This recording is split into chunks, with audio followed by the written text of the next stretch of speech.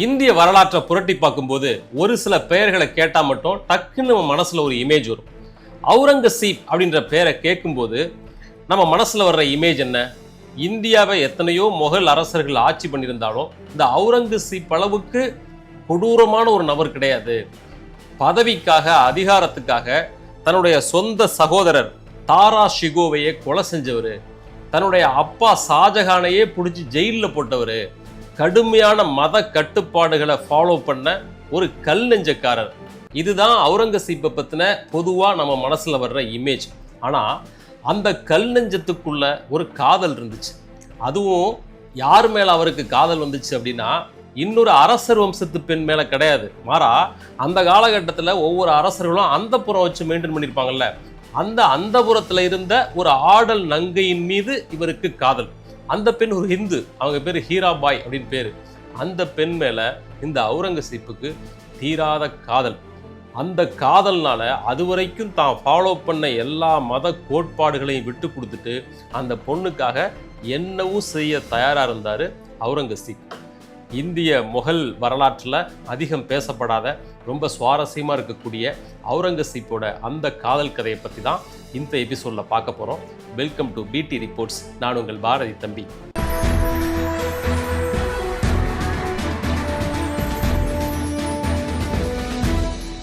ஆயிரத்தி 653 வருஷம். அப்போ அவுரங்கசீப் ஒட்டுமொத்த இந்தியாவுக்குமான பேரரசரா மாறி இருக்கல. இவருடைய அப்பா ஷாஜகான் தான் அப்ப இந்தியாவை ரூல் பண்ணிட்டு இருந்தாரு. இவருக்கு அப்போ வயசு 35 தான். அந்த 35 வயசுலயே ஒரு சன்னியாசி போல இவர் வாழ்ந்துட்டு இருந்தார். ஒரு பக்கம் இவருடைய அண்ணன் தாரா ஷிகோ மது, இசை, கேளிக்கை, கொண்டாட்டம் அப்படின்னு ஜாலியா இருந்தாரு. ஆனா இவரு அந்த பக்கம் எதுவும் போல.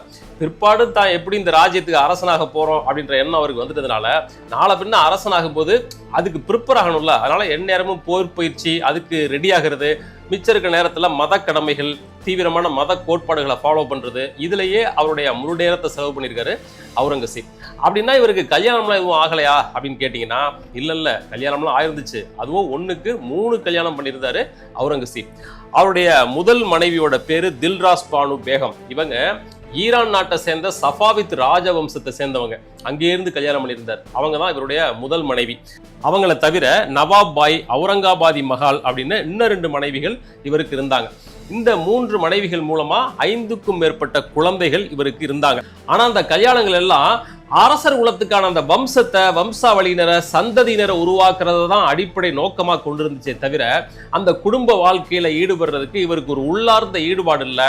அந்த மனைவிகளோட அன்போட காதலோட இவர் வாழல. வரலாறு அப்படி சொல்லல. பொதுவா அந்த காலத்துல அரசர்கள் அத்தனை பேரும் தனியா அந்தப்புறம்னு ஒன்று மெயின்டைன் பண்ணாங்க. முகல் அரசர்கள் அதை கூடுதலாவே மெயின்டைன் பண்ணாங்க. இதெல்லாம் ஹிஸ்டரி நிறைய எழுதியிருக்காங்க.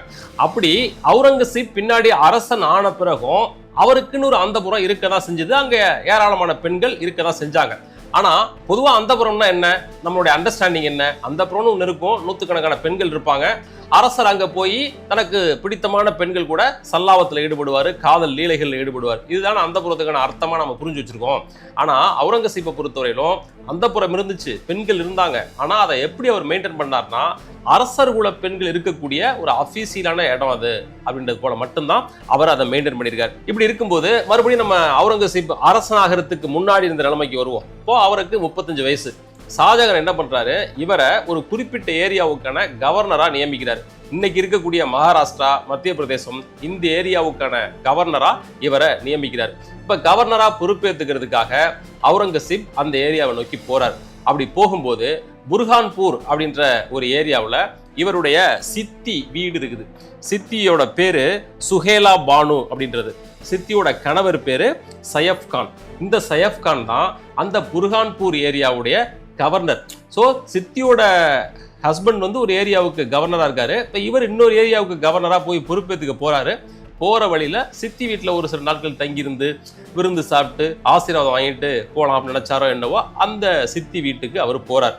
அங்க போய் ஒரு சில நாட்கள் தங்கி இருக்கிறார். அந்த சித்தி சுஹேலா பானு இருக்காங்க இல்லையா, அவங்களுக்கு சொந்தமா அங்க ஒரு மாந்தோப்பு இருக்குது. அந்த மாந்தோப்புக்கு ஓய்வெடுக்கிறதுக்காக இவர் அவுரங்கசீப் போகும்போது அங்க ஒரு சில பெண்கள் மாங்காய் பறிச்சுட்டு இருந்திருக்காங்க.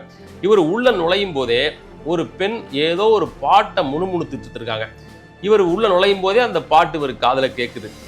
அவுரங்கசீப்பை பொறுத்தவரையிலும் இசைனா அடியோடு அவருக்கு பிடிக்காது. வரலாற்றில் அந்த காரணத்துக்காக தான் அவர் அதிகமாக அறியப்படுறார். ஆனா இப்போ உள்ள நுழையும் போது அந்த பெண்ணோட பாடல் இவர் காதுல விழுது, அப்படியே மதிமயங்கி போயிடுறாரு.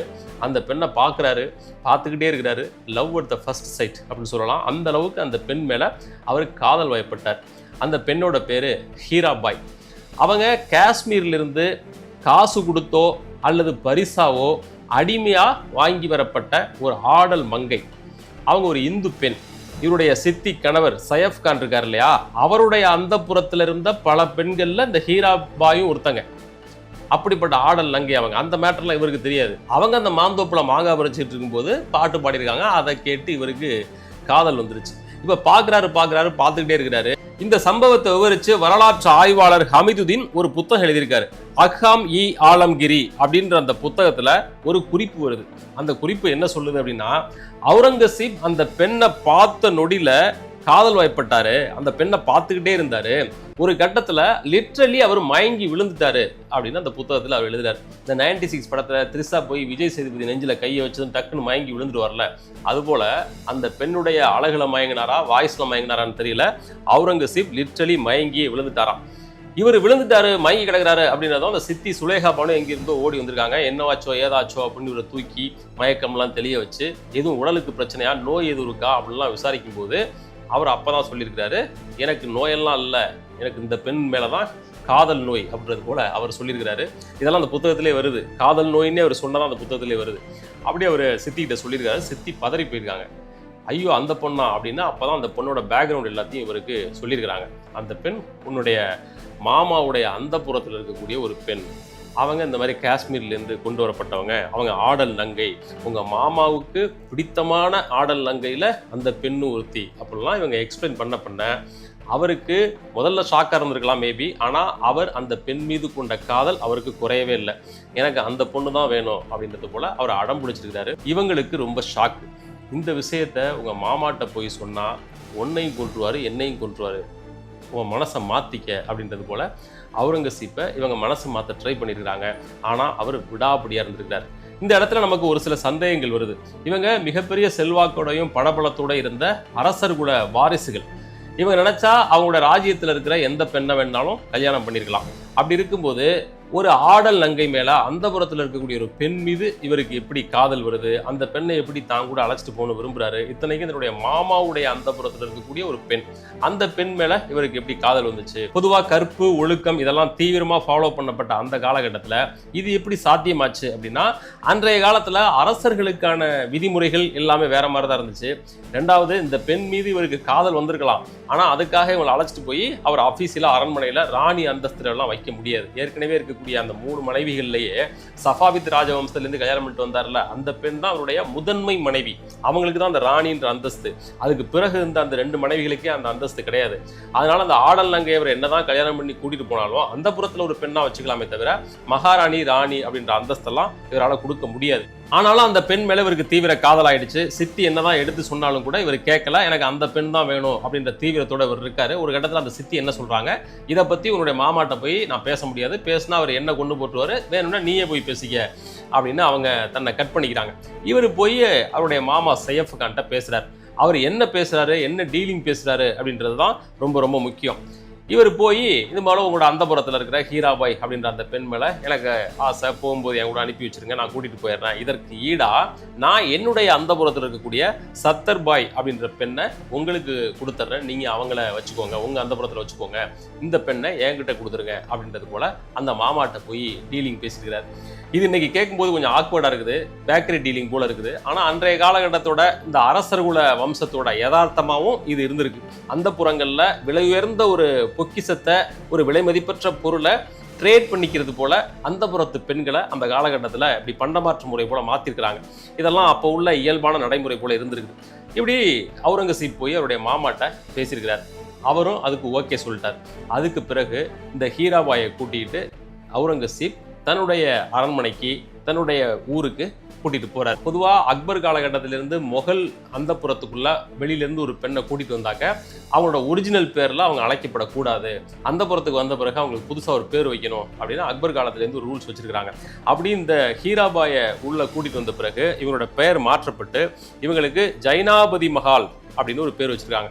அந்தபுரத்துல கூடுதலா ஒரு பெண் வந்திருக்கிறாங்க. அதுவும் இதுவரை காலமும் எந்த பெண்ணையும் ஏறெடுத்து பார்க்காத அந்த அவுரங்கசீப் ஆசைப்பட்டு தன்னுடைய மாமாவுடைய அந்தபுரத்துல இருந்த ஒரு பெண்ணை இப்படி கூட்டிட்டு வந்திருக்காரு. அந்த பெண்ணு மேல ஒரு பைத்தியமா இருக்காரு, காதலோட இருக்காரு அப்படின்றது இவருடைய முந்தைய 3 மனைவிகள் இருக்காங்கல்ல, அவங்களுக்கெல்லாம் கொலை காண்டாகுது. முக்கியமா அந்த சஃபாவித் ராஜவம்சத்திலிருந்து இவரை கல்யாணம் பண்ணிட்டு வந்தாங்க இல்லையா, தில்ராஸ் பானு பேகம் அப்படின்னு அவங்க பேர். அவங்க இந்த பெண் மேல, ஹீராபாய் மேல ரொம்ப கோவப்படுறாங்க. பல வகைகள்ல தன்னுடைய எதிர்ப்பை வெளிப்படுத்துறாங்க. இருந்தாலும் அவுரங்கசீப் இந்த பெண் மேல, ஹீராபாய் மேல ஒரு தீவிரமான காதலோட இருக்காரு, விடாப்பிடியான காதலோட இருக்காரு. யாருடைய எதிர்ப்பும் அவங்கள அண்டாத வகையில அவங்கள பாதுகாத்து இவர் வச்சிருக்காரு. எல்லாருடைய எதிர்ப்பையும் தாண்டி, அப்பா ஷாஜகானோட எதிர்ப்பையும் தாண்டி அரண்மனை அந்தப்புறம் எல்லாம் அந்த காதல் ஜோடி சுத்தி திரிஞ்சிருக்கு. ரொம்ப லவ்வபுளா அவங்க இருந்திருக்கிறாங்க. இவருடைய காதலுக்கு உதாரணமா ஒரு சம்பவத்தை ஹிஸ்டாரியன் சுட்டி காட்டுறாங்க. என்னன்னா, இப்ப அவுரங்கசீப்பை பொறுத்தவரையிலும் மது, கேளிக்கை இது எதுலையும் அவருக்கு உடன்பாடு கிடையாது. அதையெல்லாம் அவர் டச் பண்றதும் இல்லை. ஆனா இந்த ஹீராபாய் அப்படின்ற பெண் ஒரு நாள் ஒரு மது கோப்பையில மதுவை நிரப்பி கொடுத்து, என் மேல லவ் இருந்தால் அதை நீங்க குடிங்க அப்படின்றது போல இவர்கிட்ட கொடுத்துருக்காங்க. இதெல்லாம் எனக்கு பழக்கம் இல்லை அப்படின்னு ஒரு முதல்ல மறுத்துருக்கிறாரு. அப்படின்னா என் மேல உங்களுக்கு லவ் இல்லையா அப்படின்றது போல அவரை செல்லவா மிரட்ட, கடைசியில என் மேல லவ் இருக்குன்னா நீங்க இந்த கட்டாயம் குடிக்கணும் அப்படின்றது போல அவங்க சொல்ல, வேற வழி இல்லாம அவுரங்கசீப் அதை எடுத்து குடிக்க போயிருக்காரு. உதடு பக்கத்துல போய் வைக்கும்போது படார்னு அதை தட்டி விட்டுட்டு, நீங்க குடிக்க வேண்டாம், நான் சும்மா உங்களை செக் பண்றதுக்காக தான் அப்படி சொன்னேன் அப்படின்னா அந்த பெண் சொல்லிட்டாங்களா, யாரு, ஹீராபாய் சொல்லிட்டாங்களாம். இப்படி ஒரு சம்பவத்தை ஹிஸ்டாரியன் சொல்றாங்க. ஆனா அவுரங்கசீப்போட இந்த காதல் வாழ்க்கை ரொம்ப காலம்லாம் நீடிக்கல. ஒரே வருஷம்தான். ஹீராபாய் ஒரு மோசமான நோயில பாதிக்கப்பட்டு படுத்த படுக்கையானாங்க. எத்தனையோ வைத்தியர்கள் சிகிச்சை பார்த்தோம், அவங்கள காப்பாற்ற முடியல. அவுரங்கசீப்போட கண்ணெதிரிலேயே அவங்க மரணம் அடைஞ்சாங்க. அவங்களுடைய மரணம் அவுரங்கசீப்பை ரொம்ப மோசமாக பாதிச்சது. முதல்ல அவங்கள எந்த மாந்தோப்புல பார்த்தாரோ அதே மாந்தோப்புல கொண்டு போய் அவங்கள அடக்கம் பண்ணாரு. பல நாட்கள் அந்த சமாதிக்கு பக்கத்திலேயே உட்கார்ந்து அழுதுட்டு இருந்தாரு. ஹீராபாயோட மரணத்தோட அவுரங்கசீப் மனசுக்குள்ள இருந்த அந்த மென்மையான மனிதன் அத்தோட இறந்து போனான். அதுக்கு பிறகு முன்னாடியை விடவும் மிக கடுமையா இசையை அவர் வெறுக்க தொடங்கினார். ஒருவேளை வேற ஒரு இசையை கேள்விப்பட்டா, அது தன் காதுல ஒலிச்சா, அது ஹீராபாயை அவருக்கு நினைவூட்டுச்சோ என்னவோ தெரியல, இசையை மிக மோசமா, முன்னை விடவும் அதிகமாக வெறுக்கக்கூடிய ஒரு நபரா அவுரங்கசீப் மாறி போனார்.